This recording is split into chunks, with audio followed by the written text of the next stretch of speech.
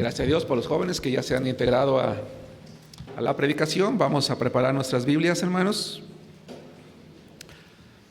En el Evangelio de Lucas, por favor.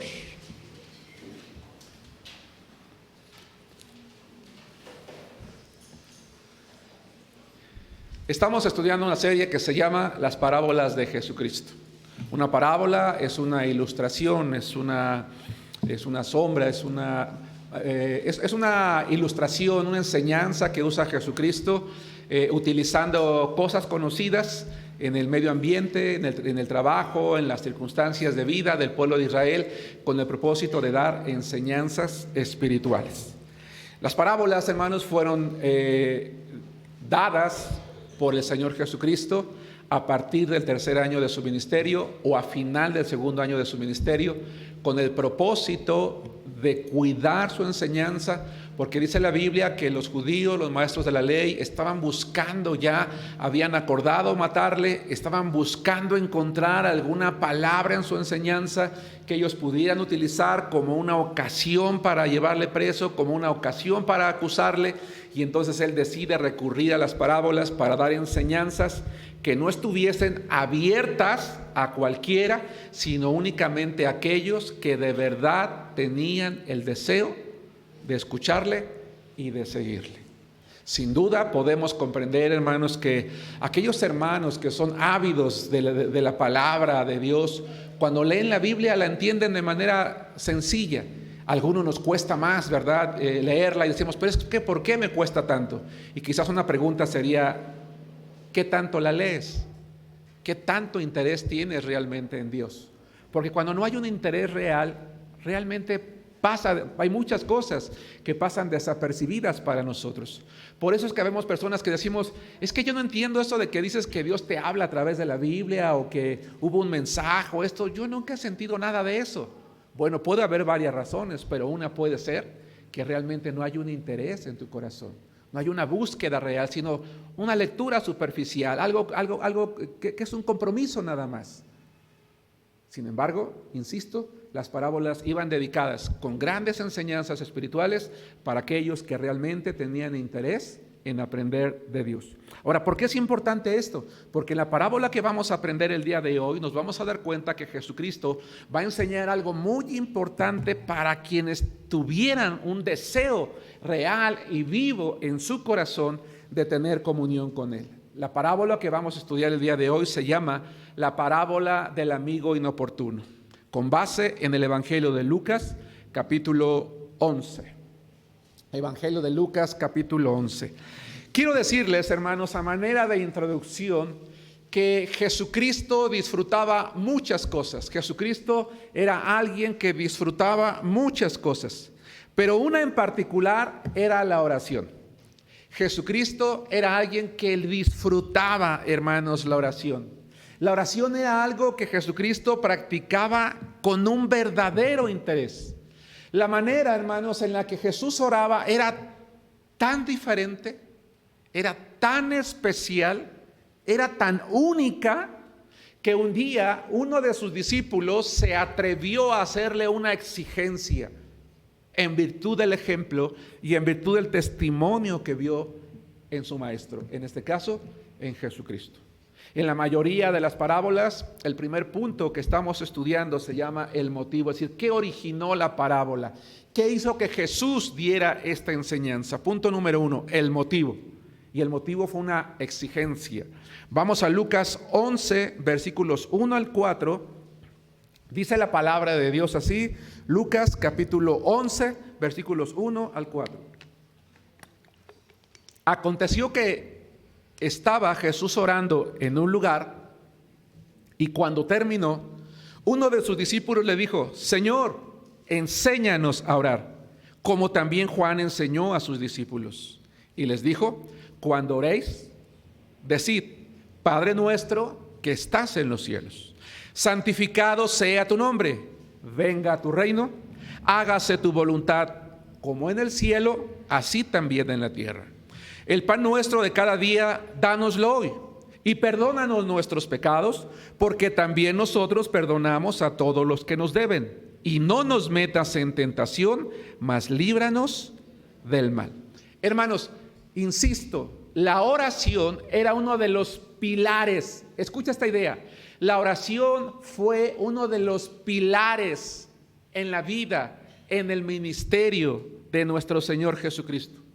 Dedicaba tanto tiempo, a pesar de tantas actividades que tenía, que era una disciplina espiritual de la que él estaba consciente que si no la practicaba, su ministerio no iba a fructificar. Va de nuevo la idea. ¿Por qué la oración fue un pilar, hermanos, en el ministerio de Jesucristo? ¿Por qué a pesar de estar tan ocupado desde que amanecía hasta que anochecía, él buscaba la manera de orar a mediodía o muy temprano antes de que amaneciera, o muchas veces muy tarde, o incluso quedarse toda la noche orando? ¿Por qué? Porque él sabía que si no practicaba esta disciplina espiritual, su ministerio no iba, como decimos los mexicanos, a levantar. Pero sabía que en la medida en la que él orara, entonces Dios su Padre iba a llevarlo a buen término en su vida. Por eso es que él oraba con gran pasión, con gozo. Decía yo hace rato, lo disfrutaba. Yo quiero pensar que había ocasiones, hermanos, en que él se apartaba y llegaban sus discípulos, de repente decían, silencio, está en aquel lugar, está orando, no hay que interrumpirlo. Y probablemente, porque finalmente sus discípulos eran esos discípulos que estaban con él como maestro, probablemente alguno en más de una ocasión se cruzó de brazos y lo veía y notaba cómo él estaba allí y no se cansaba y pasaba tiempo, lloraba y lloraba. Y entonces un día uno de ellos se atrevió y se acercó y dijo, Señor, enséñanos a orar. Esa palabra enséñanos no es una petición. En griego es una orden, es una exigencia. Es algo que no puede esperar más tiempo. Antiguamente, cuando un maestro andaba con sus discípulos, ese discípulo tenía el derecho a pedirle a su maestro que si él quería le enseñara algo en particular que fuese de su interés. Pero este discípulo no le sugirió a Jesús que le enseñara, le exigió, Señor, enséñanos a orar. Ahora alguien podría decir, bueno, qué atrevido. No. En el idioma en el que fue escrita el Nuevo Testamento, esa frase, si bien es cierto, es una exigencia. El peso de la oración no cae sobre la exigencia en sí, sino en la urgencia, en lo que implica para la persona que lo va a recibir. Es decir, oye, ¿podrías por favor enseñarme a orar? Quiero hacerlo como tú. Así se podría traducir esa única palabra, enséñanos. Otra manera de traducirlo sería, Señor, quiero aprender a orar como tú, pero ¿me podrías enseñar ahorita mismo?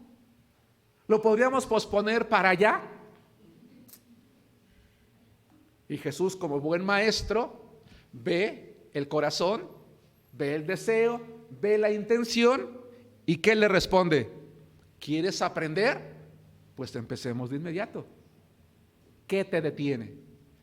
Y entonces Jesucristo le va a dar un modelo que en la medida en la que todos, porque si ustedes siguieron la lectura, la pregunta se la hace uno, pero la respuesta, ¿sí se dan cuenta, Erika? Fue para todos. Dice, si todos los que están aquí tienen ese deseo, cada uno de ustedes puede llegar a orar de tal manera que esa disciplina no se convierta en una monotonía, sino en algo en especial. Pero para ello ustedes tienen que considerar en su oración los siguientes 10 elementos. Y no creo que Jesús haya dicho, quiero que piensen en esos 10 elementos. No, Él les dio un modelo de los cuales yo hoy puedo sacar por lo menos 10 cosas. Va de nuevo, lo que Jesús va a dar es un modelo a seguir, no algo a repetir. Algunos que quizás profesaron la fe católica en su juventud o en algún momento de su vida, aprendieron, ¿verdad?, el Padre Nuestro, lo cual yo no digo que esté mal. El problema está en que es algo que se repite monótonamente, ¿no? Y muchas veces decían 10 Padres Nuestros, ¿no? Como si al repetirlo 10 veces fuese a traer algo en particular. No, no, no, no. Jesús no está llamando a sus discípulos. De hecho, ellos, hermanos, ¿creen ustedes que los discípulos de Jesús no sabían orar? Claro que sabían orar. Los judíos acostumbraban a orar, pero no como Jesús. Era algo religioso lo que ellos hacían, algo monótono, algo repetitivo. Y lo que ese discípulo quería es algo vivo como lo que tenía Jesús. Y dice, para que sea vivo como lo que tú has visto en mí, tú necesitas considerar lo siguiente. 1, necesitas recordar que gozas y tienes el privilegio de hablar directamente con Dios y decirle, Padre. Hermanos, llamo su atención y quiero decir esto porque los jóvenes se integraron. ¿En qué debería un cristiano depositar su identidad como ser humano, hombre o mujer? En lo que es, en lo que tiene, en su posición económica, en lo que ha estudiado, en la clase de familia a la que pertenece, en su belleza, en su inteligencia. No, en que es un hijo de Dios. La palabra de Dios en Juan 1:12 dice, y a todos los que me recibieron, a todos los que le recibieron, a los que creen en su nombre, les dio la potestad, la autoridad, el privilegio, el gusto, el orgullo de decir, yo soy un hijo de Dios. Tal vez no sea tu caso, pero pienso yo que ese sentirá ser hijo de alguien famoso, ¿no? Ir por la calle y que te abran la puerta. ¿Quién es? Es el hijo de el presidente, es el hijo de tal político, de tal senador, de tal empresario. Wow, ¿cuál mesa? ¿Qué necesitas? Oye, ¿quién eres? Oye, ¿quién no sabes quién soy? Sí, eres el hijo de. Y entonces ese orgullo, ¿no? A veces arrogancia. Los hijos de Dios a veces, hermanos, somos personas que nos medimos con base en lo que acabo de decir, en base en lo que somos, con base en lo que tenemos. Y nos achicamos ante el mundo. Particularmente cuando estamos con alguien importante, con alguien de posición, con alguien de dinero, me siento chiquito. ¿Cómo le voy a hablar a esa persona que viene en ese cochezazo, en esa casota? No, pues esa gente ni me va a oír, me va a menospreciar. Eres un hijo de Dios. Somos hijos de Dios. El Rey de Reyes te dio la potestad de llamarle Padre, de decir que eres su hijo. Lamentablemente en la cultura hebrea, el judío había levantado una barrera diciéndole a Dios, diciéndole a los hombres, no, tú no eres importante para Dios, eres insignificante, hazte para allá. Ni siquiera puedes decir su nombre y no lo puedes escribir tampoco. Pero Jesús dice, no, Dios es tu Padre. Habla con Él con confianza.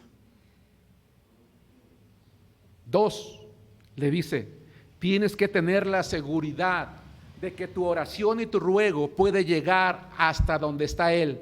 Dice, Padre nuestro que estás en los cielos. Primero de Reyes, capítulo 8, no lo busque, ¿verdad? De hecho, yo tampoco lo traigo aquí en mis notas, pero usted lea en casa, Primero de Reyes 8, la palabra de Dios dice que cuando Salomón consagra el templo de Israel, a pesar de que debería de haberlo consagrado como un lugar de sacrificio, porque para eso existía en el Antiguo Testamento, lo consagró como un lugar de oración.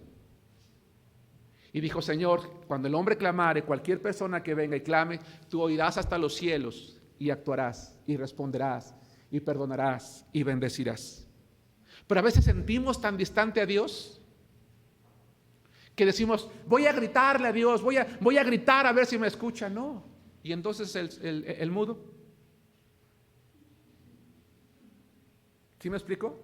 No, hay que orar con la confianza de que Dios está escuchando mi oración. Es mi Padre, soy alguien valioso para Él.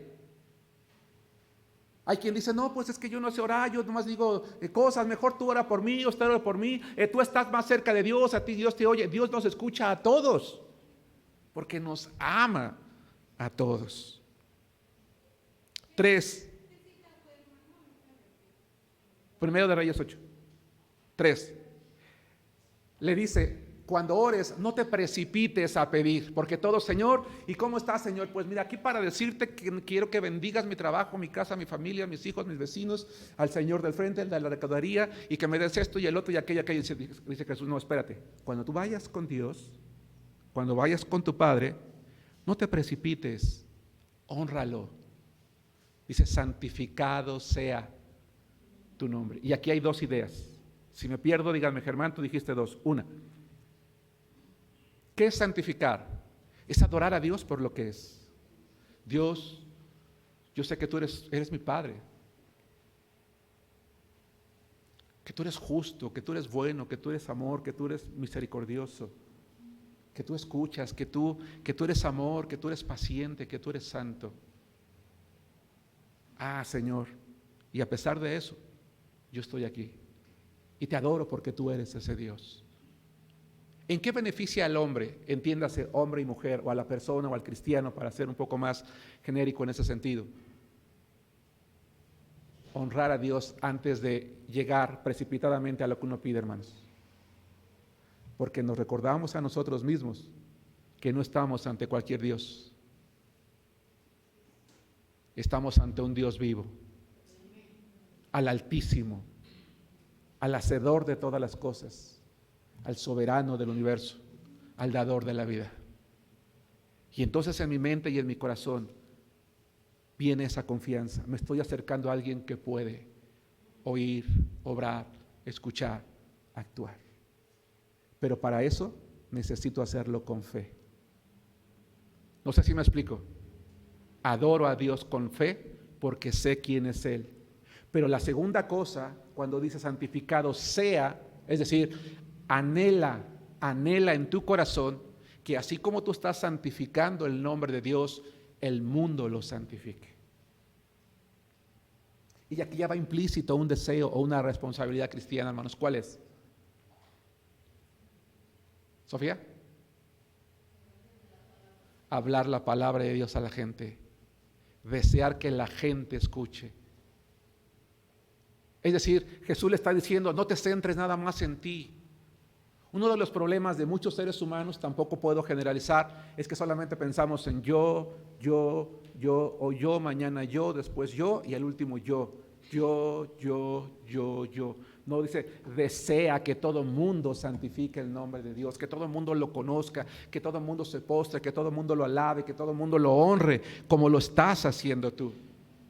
4, le dice, sé una persona que anhele la presencia de Dios contigo, venga a tu reino. Uno de los mayores anhelos que tenía, hermanos, llamamos atención, uno de los mayores anhelos que tenía un judío era la llegada del Mesías Rey. Por eso rechazaron a Jesucristo. Un error doctrinal que tienen los testigos de Jehová y que dicen que las personas no vamos a ir al cielo, sino que hay un paraíso en la tierra, es porque su teología está errada. Está basada en el Antiguo Testamento, en la cual ciertamente se habla de un paraíso. Un día va a haber un paraíso en este mundo, claro que sí, en la época milenial, cuando Jesucristo venga a reinar como lo que es Rey. Porque el mundo va a conocer la paz, la justicia, la misericordia, un gobierno sin corrupción, sin maldad. Y eso es lo que soñaba el judío.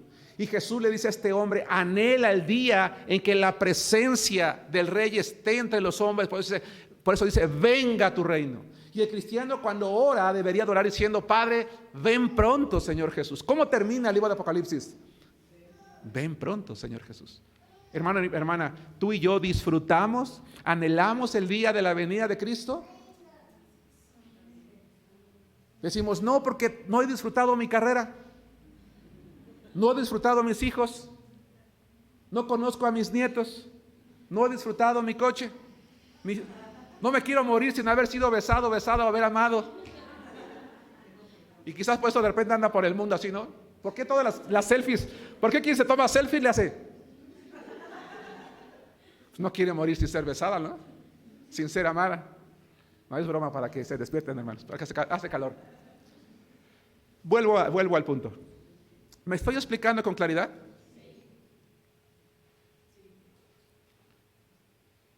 Anhela que el Señor venga, anhela estar en la gloria de Dios, anhela esta comunión íntima con el Padre, con Jesucristo, anhela estar ya en su presencia, que todo esto pase para que tú estés con Él.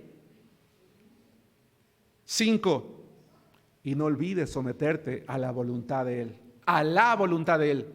Dice que tu voluntad sea hecha, ¿dónde?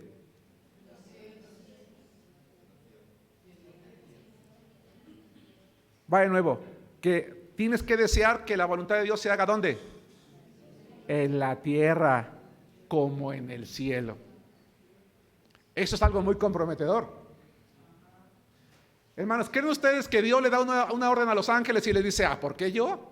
Que vaya Miguel. No, pues que vaya Gabriel, siempre me mandas a mí. No, los ángeles en la gloria del Señor están prestos para honrar al Señor con su obediencia. Y el anhelo del creyente debería de ser, Señor, yo quiero someterme a tu voluntad. Yo voy a hacer en mi vida lo que tú digas, aunque a mí no me parezca a veces, aunque a veces me suene ilógico o no me guste. Pero si es tu voluntad, yo la voy a hacer. Y quiero que tu voluntad se haga en la tierra otra vez. Que ese mundo que te alabe, que ese mundo que te santifique, te honre a ti. ¿Por qué es importante esto? Porque Jesús no se quejó, hermanos, de ser rechazado. No se quejó de ser sacrificado, de ser crucificado, de todos los reveses que vivió al final de su ministerio, porque dijo, yo vine para hacer la voluntad, tu voluntad. En contraparte, algunos cristianos, yo en primer lugar, me quejo, ¿por qué me pasa a mí? ¿Por qué si soy joven? ¿Por qué si yo ya trabajé? ¿Por qué si yo ya hice? ¿Por qué si yo dije? ¿Por qué si yo me esforcé? ¿Por qué si yo di? ¿Por qué si yo participé? ¿Por qué si yo quiero? ¿Por qué si soy bueno? ¿Por qué si yo ayudo? ¿Por qué? ¿Por qué? ¿Por qué? ¿Por qué? ¿Por qué? ¿Por qué? Pero voy con Dios y le digo, hágase tu voluntad, así como en el cielo, también en la tierra. No, tú quieres que se haga tu voluntad. ¿Por qué Jesús dice, aprended de mí que soy manso y humilde de corazón y hallaréis descanso para vuestras almas? Porque lo que Él está diciendo es, en la medida en la que tú te sometas a la voluntad de Dios, tú vas a dormir tranquilo, estar tranquilo y vivir en paz.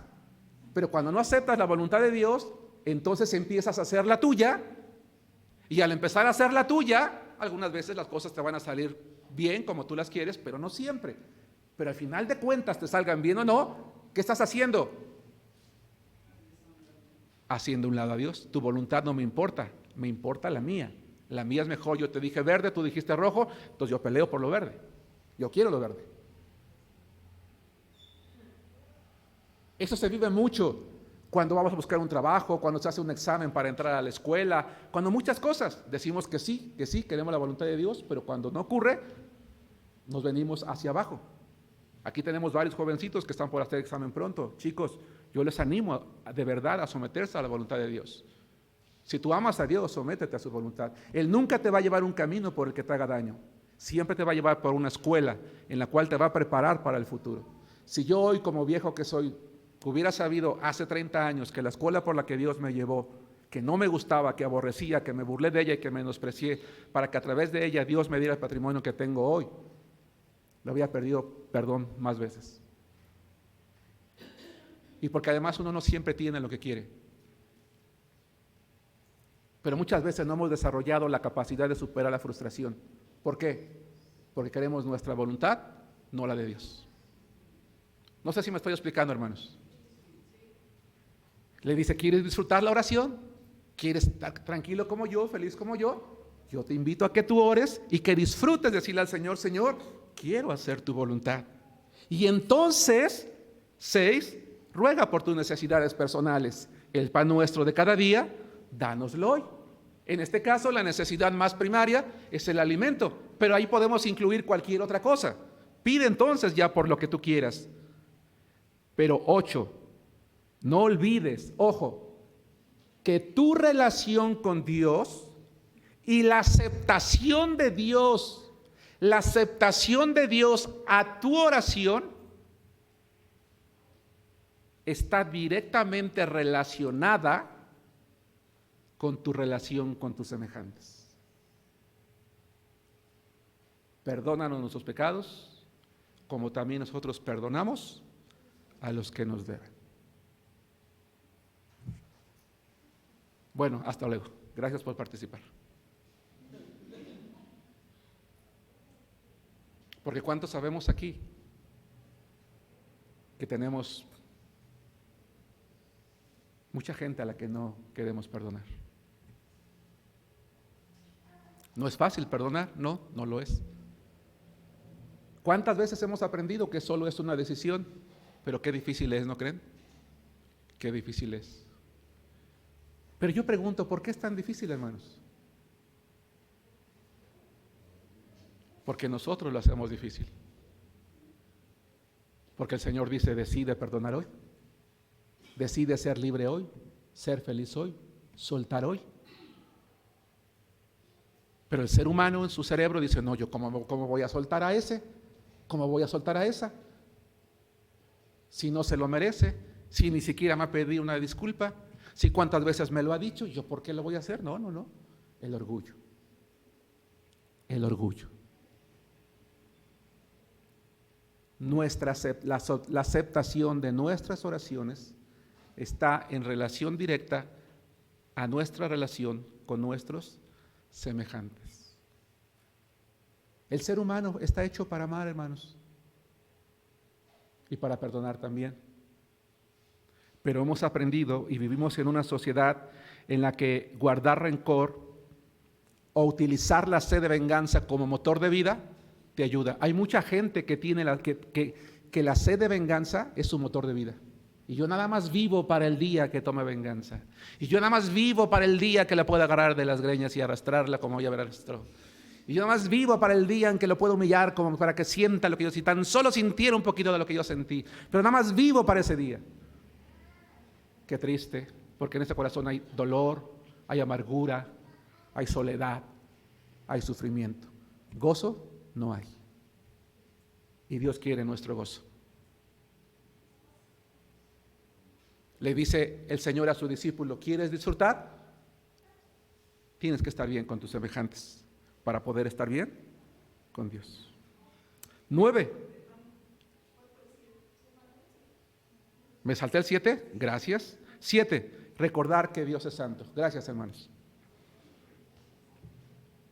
Ya no voy a llegar temprano. No es cierto. Recordar que Dios es santo. Ojo, y que para ello debemos de reconocer nuestros pecados. Perdónenme, hermanos, perdónenme mi negligencia, me lo salté. Es muy importante. Se dice que uno de los atributos por los cuales Dios es más alabado del mundo es por su santidad. Es decir, no te olvides con quién estás yendo a hablar. No es con Germán, un vil pecador, es con Dios. Y para entrar con Dios, Dios es santo, no puede tener comunión con el pecado.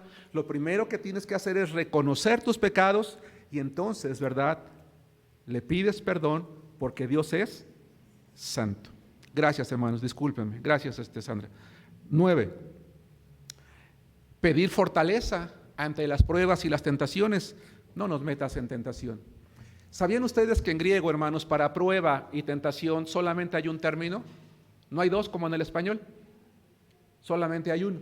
Ese es el problema.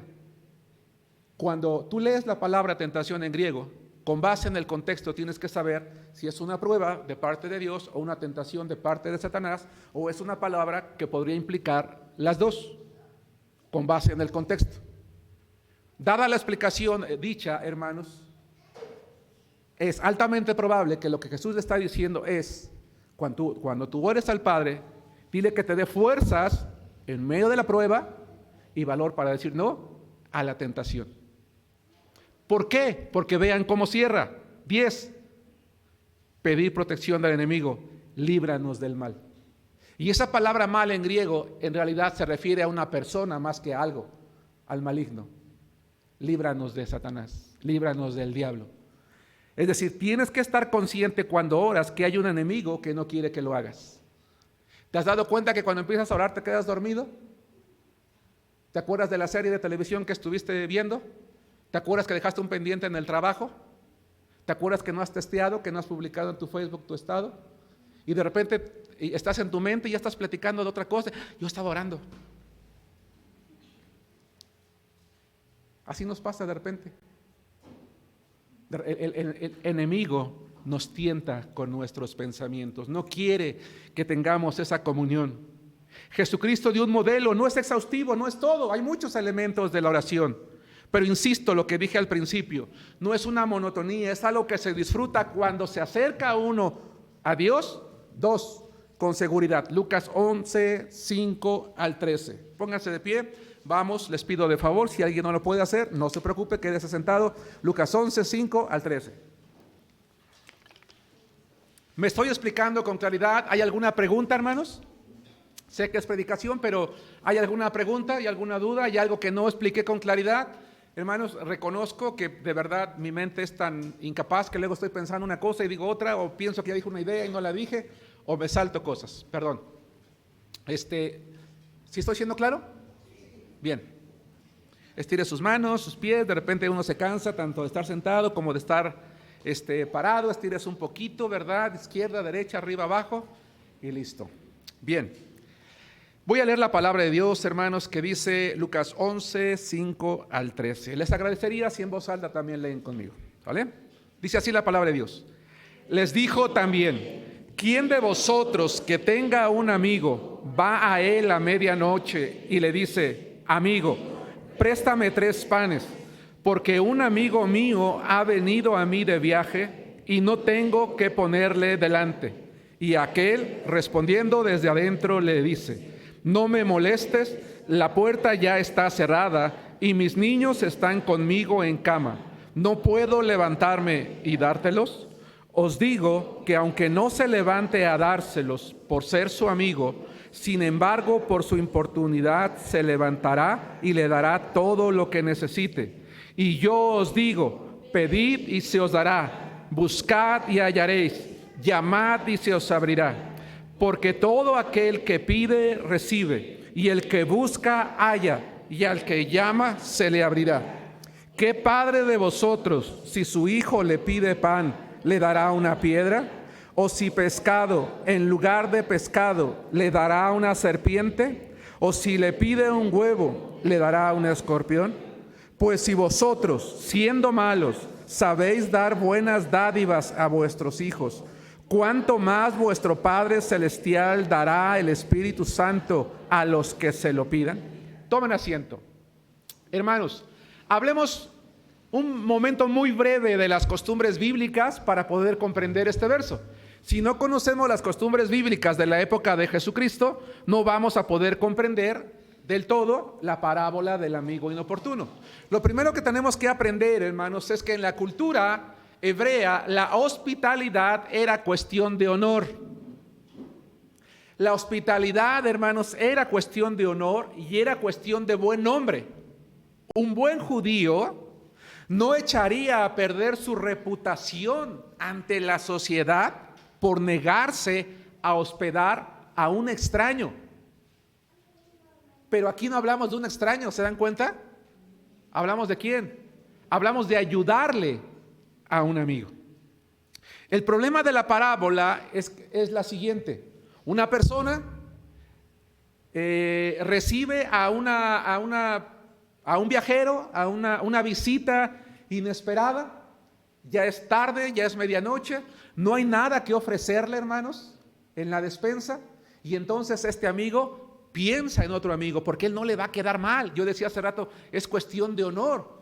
Tenía que encontrar la manera de proveerle lo necesario a aquel caminante, y entonces va a la puerta de su amigo a tocar con insistencia, con el propósito de tener algo de él. 3 panes de manera particular se creía que es lo menos que tú podías poner en la mesa de alguien que llegaba contigo. El problema es que de verdad, para el amigo cuya casa fue tocada, de verdad era dificultoso, era difícil, hermanos, darle lo que él pedía. Y la pregunta es ¿por qué? Bueno, en Israel las casas, hermanos, no eran como las nuestras, con varias habitaciones, la cocina, la sala, el comedor. No, en Israel, hermanos, habitualmente las casas eran una sola pieza larga. En la parte, en el fondo estaba lo que sería la cocina, digamos el comal, la lumbre. En la noche, habitualmente las familias hebreas, pues no eran como nuestros tiempos, ¿verdad? Que algunas no tienen hijos o tienen 1 o 2. En aquel entonces eran familias numerosas, 12, 15 hijos, era lo normal. En la noche, en la noche lo que se hacía es, para no pasar frío, porque si bien es cierto del día el calor es extremo, de noche lo es el frío. Se acostumbraba a estar cerca de la lumbre, se tendía un tapete y literalmente la familia se acostaban todos juntitos, uno junto al otro, con el propósito de que eso te diera un poquito de calor. La única puerta estaba en la parte de enfrente.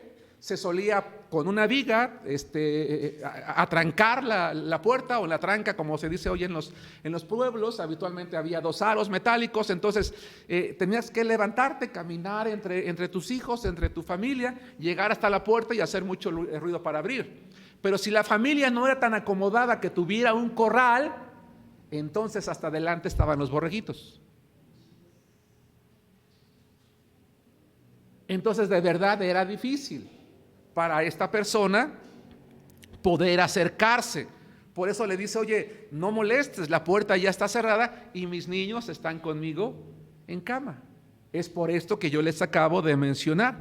Pero aquel amigo no iba a quedar mal tampoco con el suyo, y él le insiste, oye, yo necesito este pan. Pero hay otro problema. Los hebreos solamente solían cocinar el pan que se iban a comer en el día. No eran como nosotros, ¿verdad? Que la esposa cocina para 4 días. ¿Y qué vas a comer? El arroz del lunes, si es el viernes, ¿no? Ya más quemadito, ya más recalentado. Y dices: ¡ay, mi amor, qué rico está tu arroz!, ¿no?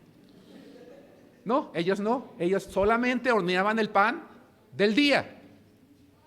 Pero había una costumbre: las mujeres solían ir por la harina y amasar juntas, de tal manera que se sabía quién había amasado de más y podía tener provisión.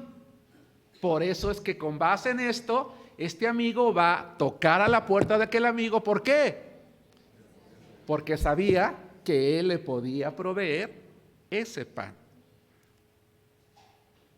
Seamos honestos, con base en lo que les acabo de explicar, hermanos, ¿las excusas eran válidas o no? Sí, eran válidas las excusas, claro que sí.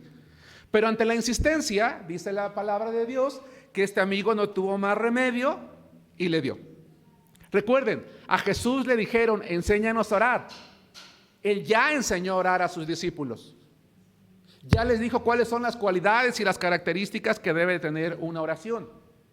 Pero entonces, ¿por qué Jesús decide decir una parábola? Porque muy probablemente en la mente de ese discípulo o de algún otro podría caber la duda: bueno, a ti te escucha el Padre porque tú eres su hijo, pero a mí. ¿Sí van conmigo? Y entonces decide darles una enseñanza a través de una parábola. Hermano, ¿te puedes imaginar la siguiente escena? Estás allí en la quietud de tu casa orando: Señor, pues mira, yo estoy delante de tu presencia en este momento porque pues mira, ya hiciste todo lo necesario, y de repente escucha la voz de Dios y te dice: Germán, no tengo tiempo ahorita, ven después.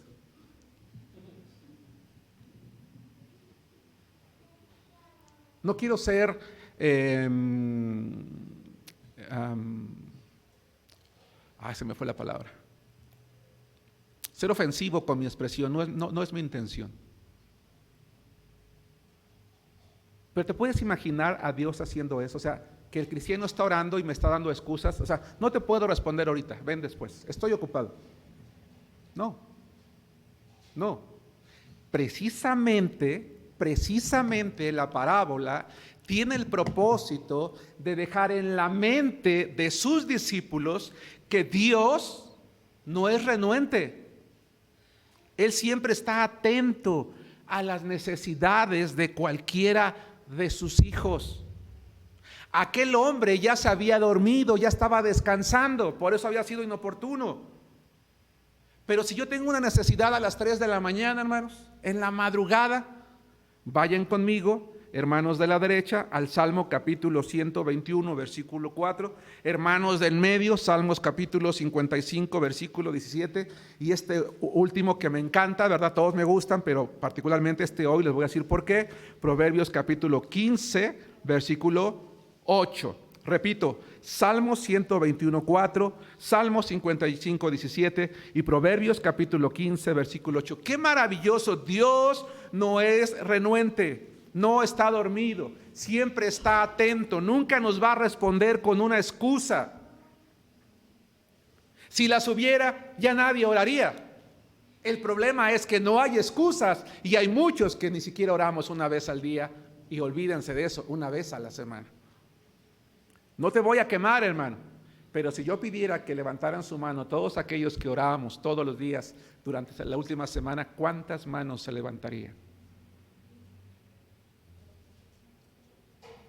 En el peor de los casos, un día a la semana. Pero no estoy diciendo aquella oración de que vas en el camión y Señor y bendice mi camino porque se me hizo tarde ya. No. Tampoco hablo de esa oración de la comida. Oye, mamá, ¿no oraste? Ay, perdón, yo ahora. No. Hablo de que tuviste un momento de oración. Yo no digo que lo demás no sea oración. Claro que sí. Pero yo digo de un momento. Porque Jesús se apartaba momentos, horas, noches enteras. Lo disfrutaba. Y quiere llegar al punto de que su discípulo lo disfrute también. Que no esté midiendo el tiempo como yo a veces estoy. Ya oré 1 hora, bueno, ya, suficiente. No. Que lo disfrutas de tal manera que te sigues, nos seguimos de largo. Hermanos de la derecha, dice la palabra de Dios, fuerte, Salmo 121:4, ¿estamos listos? Dice así: he aquí, no se adormecerá ni dormirá el que guarda a Israel.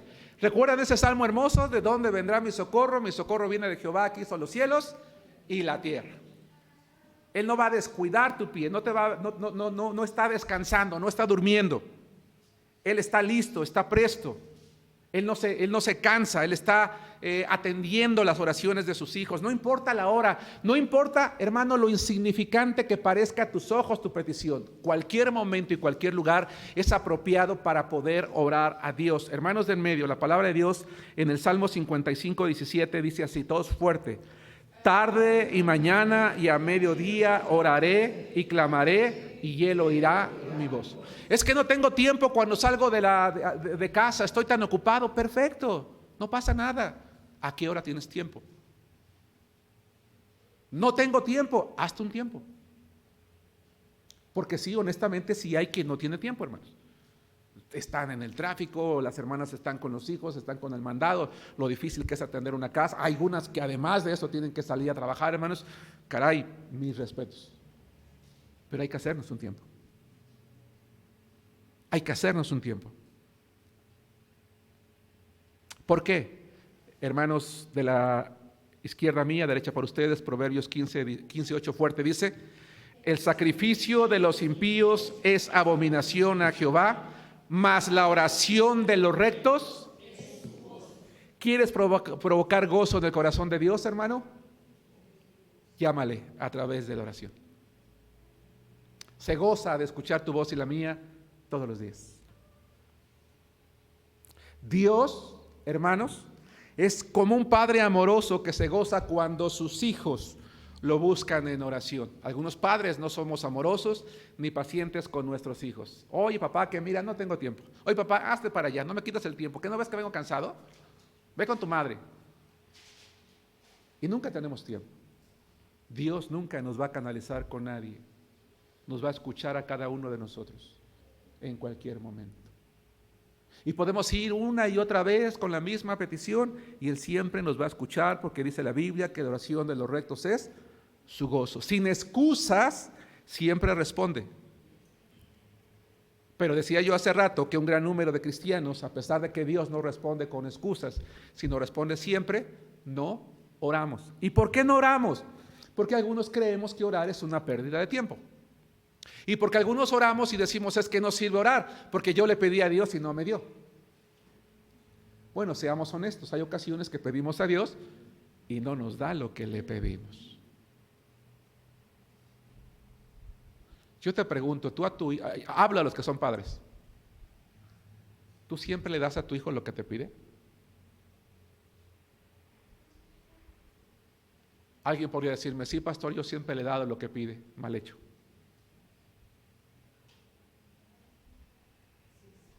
Porque no le has enseñado que en este mundo no siempre se tiene lo que se quiere. No lo has capacitado para vivir la frustración de no tener algo, aun cuando de verdad sea algo bueno. Y por eso el día de mañana va por todos lados diciendo, ¿verdad?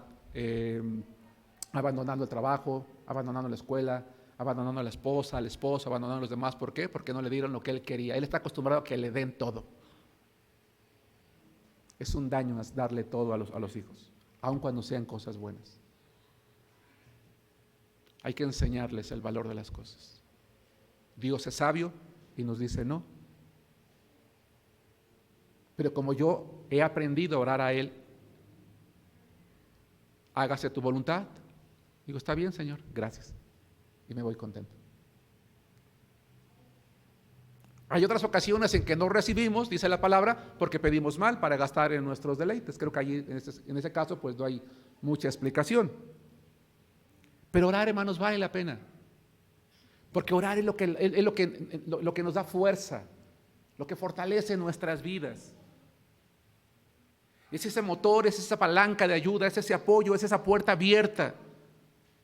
La parábola del amigo inoportuno tiene como propósito presentar a Dios no como un extraño, sino como un Padre amoroso, no como alguien distante, sino como alguien cercano, no como alguien a quien no le importa, sino alguien que siempre va a dar lo mejor, siempre y cuando esté dentro de sus propósitos y su voluntad, esperando que cada uno de nosotros nos regocijemos en ello.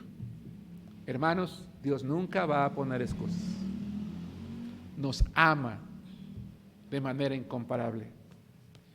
Y la única manera de lograr la victoria en esta vida, hermanos, es la oración. La oración al único Dios que tiene el poder de preservar, guardar, responder y sobre todo porque Él nos ama. Que Dios los bendiga. Perdón, hermana Carmen. Aquí en este versículo 8, ahorita que estaba leyendo, tiene, no sé si tengan las ideas, dice, os digo que aunque no se levante a dárselo o ser su amigo, sin embargo, por su oportunidad se levantará y Así le es. dará todo lo que necesite. O sea, aquí no le entiendo. Es que aquel amigo, ¿verdad? Le toca y dice, no, no te lo puedo dar. Y dice, es que lo necesito. Y finalmente se para. Sí, pues bueno, finalmente ya me despertaste y estás tocando, no te vas a ir. Se lo da. Jesús lo que está diciendo es, para Dios tu oración nunca va a ser inoportuna. Nunca va a ser inoportuna, nunca te va a poner excusas, nunca te va a decir, vuelve otro día. Te va a escuchar. Así es, así es. Dios los bendiga, hermanos.